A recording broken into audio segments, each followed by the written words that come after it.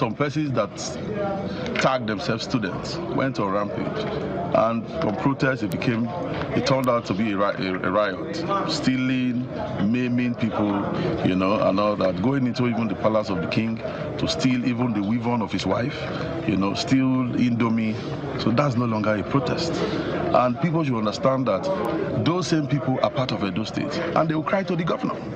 And of course, he's saddled with the responsibility of securing their lives and property.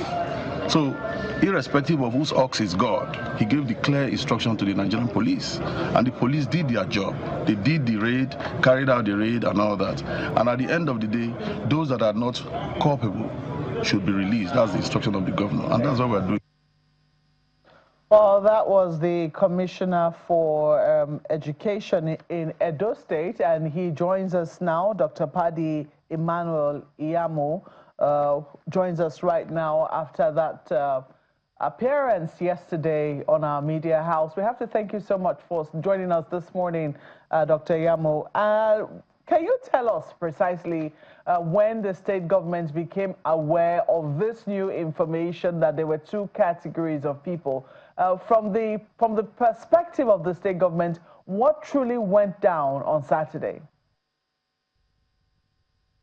Okay, good morning, and thank you very much once again. Okay, so the first question, in the course of the investigation, we now found out that the AAU comrade community is another group, because before the protest happened, we got wind of the information, we engaged the relevant stakeholders there, and intimated them of the steps the government is taking to avert any eventuality. But funny enough, this particular group, wrote a communique to some of the students with their letterheaded paper, because even the student union president was not part of it. If a protest is to occur, is to happen, the student union government. Deployment of heavy, beg your pardon, let me read it as they say. They've supervised the heavy deployment of personnel in Ekpoma in company of the Commander Mechanized 4 Brigade, Brigadier General Ahmed Olatunboju Balogun, to personally see the deployment of personnel in collaboration with sister security agencies, including the Nigeria Army, Nigeria Security and Civil Defense Corps, Edo State Security Corps, and hunters to sustain public safety and tackle the issue of kidnapping and other criminal activities. I want to believe that this is after the riots of Saturday. Is that correct? No. The governor has been on his toes. He has been having security council meetings. He has bought over 120 Hilux vehicles. He has employed over 2,000 staff from the Edo State Security Corps. He has bought over 100 motorcycles, to give the security agencies so that they can go into the bush. He has also strengthened the local surveillance.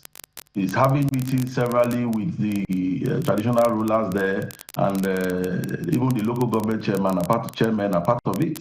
So he has been doing quite a lot. But with this new development, we have to up the game, because we are now seeing that some persons are trying to hijack the process. And when the governor speaks, he talks about political undertone to it.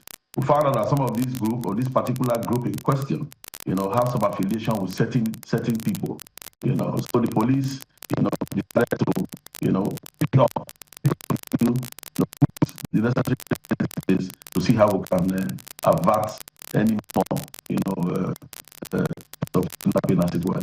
Which of the actions now have political undertones? Is it the riots that happened on Saturday, or the kidnappings which preceded the riots on Saturday? Okay, that group in question, it's they pose a threat, to some of the happenings around there, with the operation that is not in line with ethical standards. It calls for questioning. So both whatever is happening there now, anything, the police is in a better position to advise us. But that group in question, their intent and their intention is not clear. So that's why the police and the governor is taking it up seriously and squarely to make sure Dr. that... Iyamu, which of the groups is the question I'm asking? Is it the Ambrose Alli comrade community, or you're talking about the people who have been behind the kidnappings prior to Saturday? Which was the excuse, was the pretext under which the riots happened on Saturday? Both that group and all those behind the happenings around that area. All right. Well, this is where we are now. My colleague Ayo wants to quickly come into this conversation, so I think I will go to Lagos. Well, thank you, Markwe. Well, you know, Dr. Iyamu, let's begin with an announcement that you made that in the wake of this insecurity, if we can put it that way, that school resumption is closed. What's the update on that? When are students likely to go back to school? Okay, we have released the communique, this morning. Students are to return back to school on Monday. The schools resumes in the central on Monday because normalcy has been restored. The governor is even still in the general area trying to make sure that the peace is sustained. And so far, so good. Normalcy has been restored. Okay. Security agencies are doing a lot. We didn't sleep till 1 a.m. this morning, trying to release the students, some of them yesterday, and we're going to release the last tranche. No, just to be clear, how many students to be released? Just to be clear, how many students are to be released? Because we understand that even the SUG president is on his way to the same prison now. So how many students have been released? How many students are going to be released altogether? Altogether, we are releasing about 38 students. Okay. All right, now to the issue at hand, was the state government aware of this comrade community before this time? Or was the student union government aware of their existence? Yeah, the student union government were aware of their existence, but they didn't know that it will escalate to this point. So immediately the government found out that some persons are trying to hijack the process, because there was to think of it that on the 13th of May, if I'm not mistaken, they had a peaceful protest in Edo State. People protested because of the cultism, and they did the procession straight to Government House, and the governor received them himself, even took them into his office. After addressing them outside, he took them into his office, and everything went on smooth. There was even one, the major activist that was even part of them, from this part of the state. And they were all in the governor's office. He addressed them, and he took decisive steps. A lot of houses have been brought down. The governor is somebody who is a no-nonsense person, anybody who knows him. He destroyed houses, destroyed even the headquarters of some of the places where they have some of those meetings. And for the first time in Edo State, during the Christmas period and the New Year period, nobody was shot. Everyone went about their normal duties. The Yuletide season was peaceful relatively. So one expects that if people are going to be also making their pains known, you need to do it in a very orderly manner, so that the government in a usual manner will also take steps. But taking laws into their hands, going to steal, going into the palace of the king to do a lot is totally out of it. And His Excellency has frowned at such action and is taking decisive steps to make sure that we flush them out of our state. Well, the basis of the protests, which turned, before it turned rioters, was that they were protesting against insecurity. And even the governor, while speaking, concerning the fire that took place, also said, and I quote, "A lot of things are happening here now, but we are going after them. They are killing our people with the name they are Fulanis, they are not Fulanis, they are political elements. We have started arresting them." I want to believe that the governor wasn't just speaking off the cuff, he had information. So what exactly can you tell us about the rising insecurity that brought us to where we are now? What's the state government doing to ensure that the people can feel safe again? Okay, like I mentioned earlier, the governor has bought over 100 hillocks and given to the security agencies to intensify patrols across the area. The governor has also bought over 150 motorcycles, and given to the security agencies so that for those who cannot, move beyond a particular area, they have access to go into the bush and comb the forest. The governor as well, 2 days ago, also, there's area surveillance that has been ongoing. It's also on the social media. The governor also employed over 2,000 vigilante in the state to make sure that we also address this menace. The governor as well is also engaging weekly with the security agencies, security council meetings, the local government chairmen, the traditional rulers. So he's doing quite a lot. People forget that the governor comes from the central. And as I mentioned yesterday during the interview, if there is anywhere the governor will want to even, let's assume that, okay, the person does not even care. Not in his home state, not in among his people. He has his family, he has his brothers and sisters living there.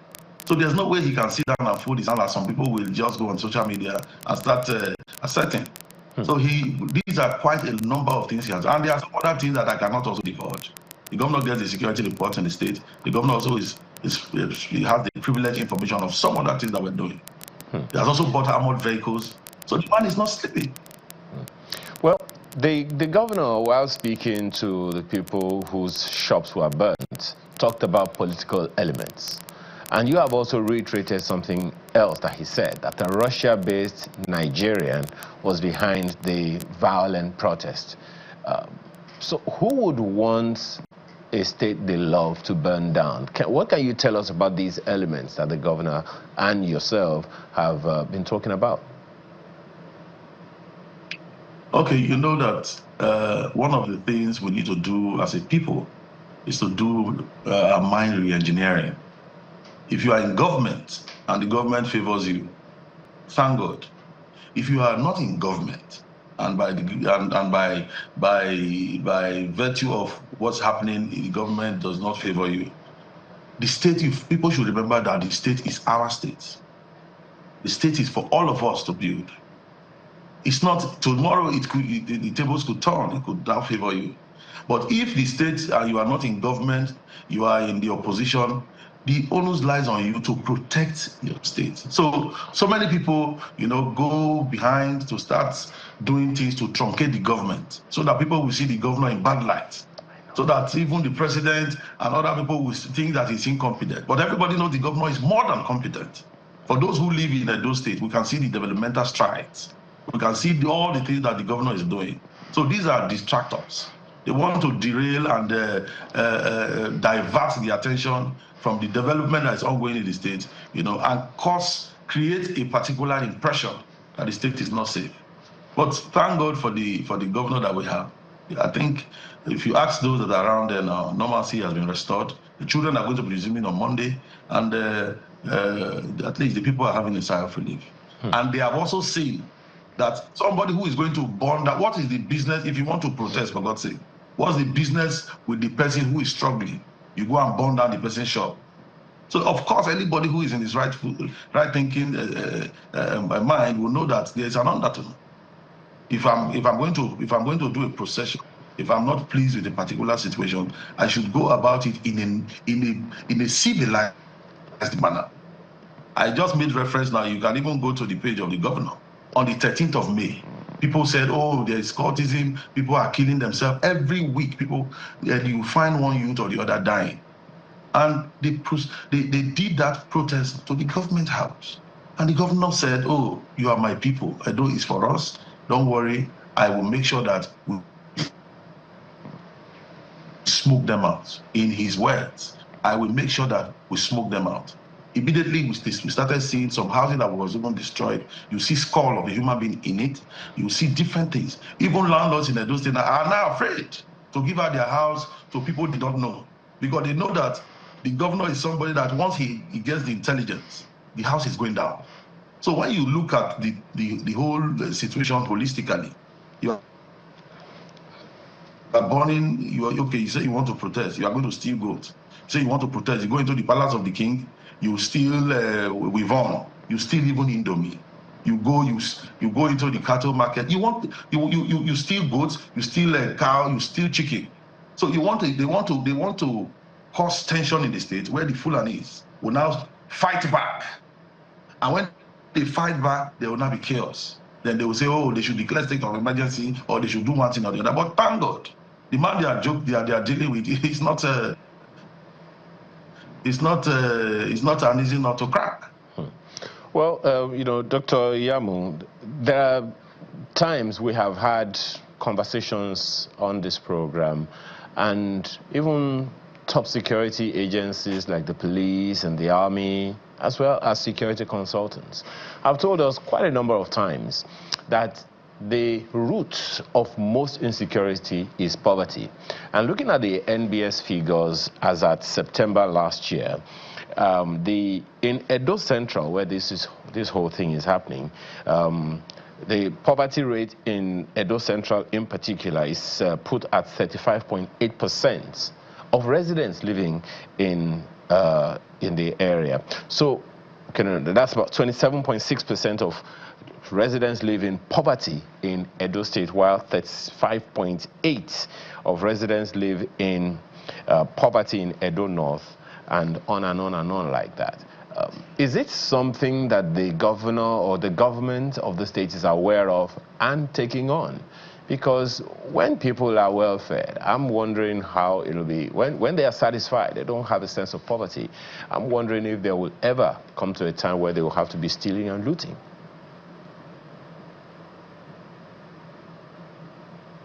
Okay.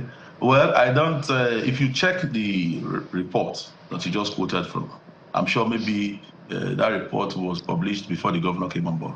As of today, in the last 1 year that the governor has been in office, as of today, the governor has done quite a whole lot. That place in particular, he has given several, support to small business owners.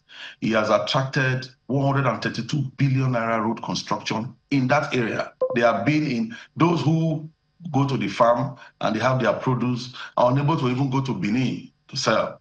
Now the governor has attracted the road dualization of the road and the construction of the road from the federal government. And the federal government graciously approved a 132 billion naira road construction presently in that place. If you talk about even the youth population, the governor for Ambrose Alli students, we met, thank God I'm commissioner for education. There were 128 students, medical students that were sitting at home for the past 4 years, no induction. The governor intervened, they went, today they are practicing doctors. We had 810 nursing graduates that were sitting at home for 5 years. Again, when the governor came with the intervention, we were able to clear the bottlenecks from Abuja and all the relevant councils, and they have been deployed across our states, across even Nigeria, to practice. We had the case of over 1,100 youths, 1,100 people who went to the university there, especially Ambrose Alli particularly, and they couldn't go for service because of JAMB irregularities. Today we have cleared them. They are all over the country serving the nation so they can get jobs. We have a situation whereby at the Ambrose Alli University, we met a paltry sum of 41 million naira when the governor came on board.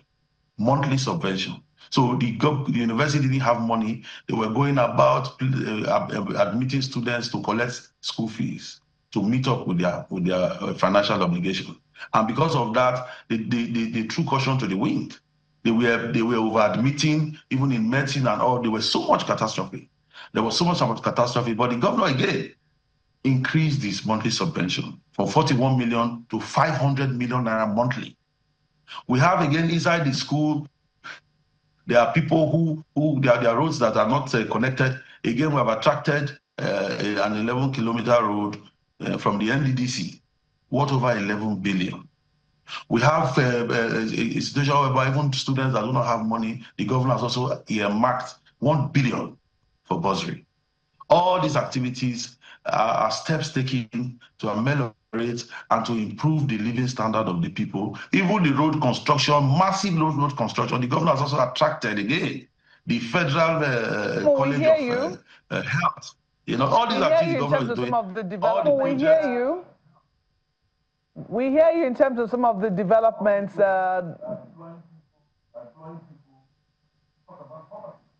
employing people who are giving grants to these people, are opening opportunities to them. Those that are sitting at home that I don't mind. Those that are going to be home because of bottleneck.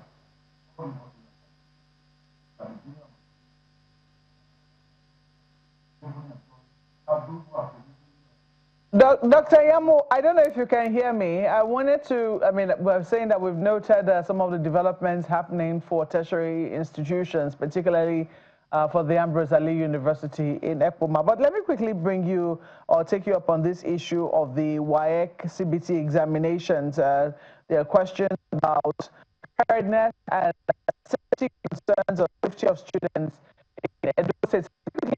Take you up the CBT WAEC. See this particular news, and if you have any concerns about the fact that WAEC is now beginning to think of computer-based testing for its examinations, does the government of Edo State have any concerns in this regard? Okay, thank you very much, Mark. Again, you know, the governor is somebody who loves education, unlike what we see on the social media. It will interest you to know that the governor has earmarked in our budget for this year. The governor has earmarked over 22 billion to build CBT centers. We have identified that gap and we are prepared to face it head on. It's one thing to build the centers, it's one thing for students, or it's another for students to know how to use the computers and be versed and comfortable in being able to answer questions. So are you also reassuring students that they will be ready in good time for whenever it is that WAEC eventually decides to start the process?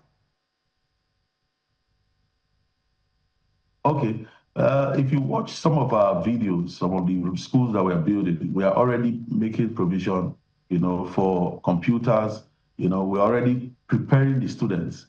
By next week also, I believe you are going to see it on the social media, the governor has also equipped one of the libraries in Edo State. We have been working around the clock over during the holiday with computers, so that the students also, even after the academic session, they can also go there to also go and learn, use the computer, and be abreast with how it operates.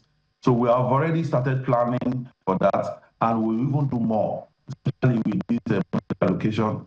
We are hitting the ground running, and all these things are just things that will more or less divert the attention of the government. But we are resolute. And the governor is somebody who has made up his mind that irrespective of anything, will keep the ship sailing. All right, then we will certainly keep tabs on developments in your state. We have to thank you for speaking with us this morning. You have already said at least 38 of the students or 38 of those arrested are students, and you expect that they will be freed. Is it today or before the end of the week? We have started releasing them yesterday. We are releasing the remaining today. The governor's instruction is very clear, and we are working. They would all have been released yesterday, but the ones that we're going to release today were taken to court. So, you know, we have to follow due process. The governor is a due process man. Follow due process. And the Milord will sign off this morning.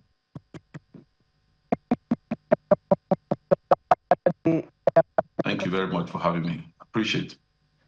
We'll take a break now. When we come back, we'll be talking about the reputation of Nigeria and how it is perceived abroad. Of Nigeria and how it is perceived abroad. Well, the NIPR is doing its first ever report on the Reputation Perception Index report of Nigeria. If you're interested in it, find out about it after this break.